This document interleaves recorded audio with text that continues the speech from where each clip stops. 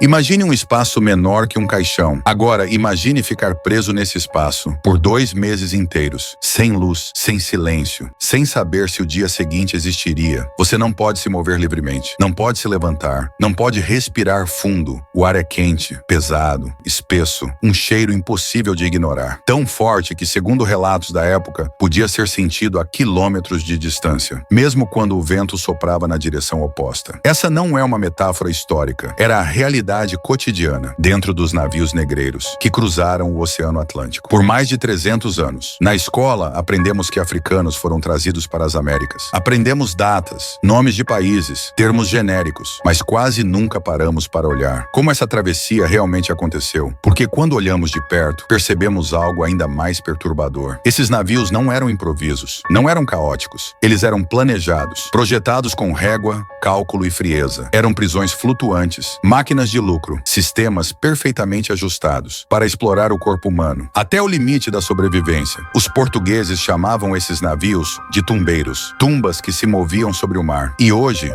usando registros históricos, dados documentados e relatos de sobreviventes, nós vamos descer aos porões dessas embarcações, não para chocar gratuitamente, mas para entender como a brutalidade foi organizada, como a desumanização virou método e qual foi o preço real pago para sustentar a economia colonial.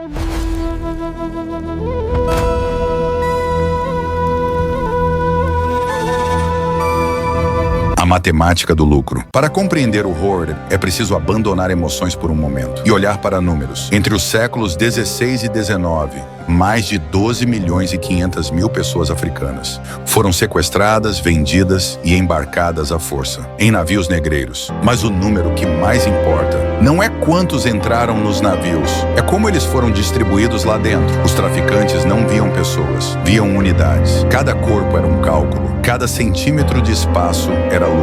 Existiam 2 filosofias principais de transporte humano. A primeira era chamada de loose packing, menos pessoas a bordo, menor risco de morte durante a viagem. A segunda era chamada de tight packing e ela definia todo o sistema. No tight packing, o objetivo não era preservar vidas, era maximizar ganhos. Os traficantes sabiam, estatisticamente, que uma parte da carga morreria. Mas o cálculo era simples. Se eu transportar 200 pessoas e perder 40, ainda lucro mais do que transportando 100 e salvando todas. Essa lógica transformou o porão num ambiente mais denso, já criado pelo ser humano. Homens adultos recebiam muitas vezes um espaço de 40 centímetros de largura, menos que a largura dos próprios ombros. A altura do teto era inferior a 1 metro. Isso significava algo cruel. Não era apenas desconforto, era imobilização forçada. As pessoas eram obrigadas a permanecer, deitadas de lado por semanas, encaixadas umas nas outras, sem controle sobre o próprio corpo. Relatos descrevem que se uma pessoa precisava se mover, todas ao redor eram arrastadas junto. Esse aperto não era um efeito colateral, era o sistema funcionando, exatamente como planejado. O inferno respirável, o ar dos porões, era descrito como tóxico, quente,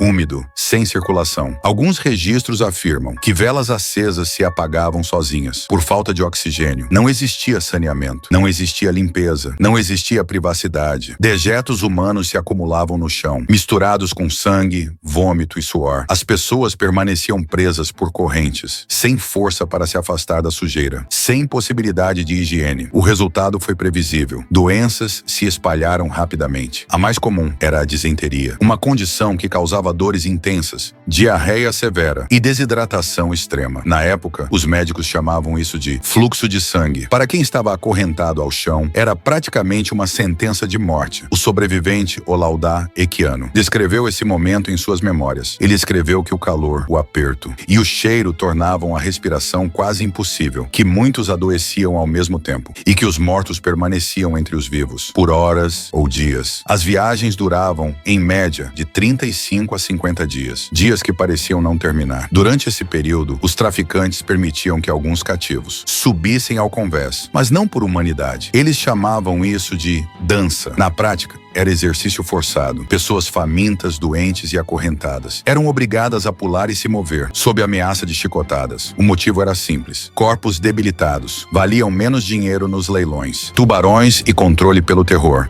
Existe um detalhe perturbador no tráfico transatlântico, algo que parece exagero, mas não é. Durante décadas, naturalistas observaram uma mudança no comportamento dos tubarões no Oceano Atlântico. Eles passaram a seguir rotas específicas, rotas humanas. Navios negreiros, os tubarões aprenderam que aquelas embarcações forneciam alimento constante. Corpos eram lançados ao mar quase diariamente, mas nem sempre corpos sem vida. O terror era uma ferramenta. Rebeliões precisavam ser esmagadas, antes mesmo de começar. E o exemplo era público. Alguns cativos eram mutilados, outros eram executados e jogados ao oceano, diante dos demais. Em alguns casos registrados, pessoas doentes, consideradas sem valor comercial, eram lançadas vivas ao mar. O motivo? Seguro. Se morressem durante a travessia, os donos podiam acionar a apólice. O caso mais infame foi o do navio Zong. Em 1781, 133 africanos vivos foram jogados no oceano. Nos tribunais britânicos, não se discutiu o assassinato. Discutiu-se apenas se o seguro deveria ou não pagar. Essa era a lógica do sistema. Legal, calculada,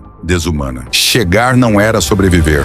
Para os que sobreviviam ao oceano, o sofrimento não terminava ao ver terra. Eles chegavam às Américas, fisicamente exaustos, desnutridos, marcados por doenças. Mas o impacto psicológico era ainda mais devastador. Os portugueses chamavam esse estado de banzo, uma tristeza profunda, uma melancolia extrema, provocada pela perda da terra natal, da família, da identidade. Alguns entravam em silêncio absoluto, outros se recusavam a comer. Muitos morriam poucos dias após o desembarque, mesmo depois de terem sobrevivido. Ao pior, estima-se que cerca de 1.800.000 pessoas morreram apenas durante a travessia. Seus corpos formam uma estrada invisível no fundo do oceano, ligando a África às Américas. A memória é resistência. Revisitar a história dos navios negreiros é doloroso, mas é necessário. Essa logística da morte não foi um acidente histórico. Ela foi um projeto, um sistema econômico, uma engrenagem fundamental da construção do mundo moderno. Nada disso aconteceu por acaso. A força, a cultura e a resistência dos sobreviventes moldaram sociedades inteiras. Entender esse trauma é essencial para entender o presente, porque desigualdades não nascem do nada.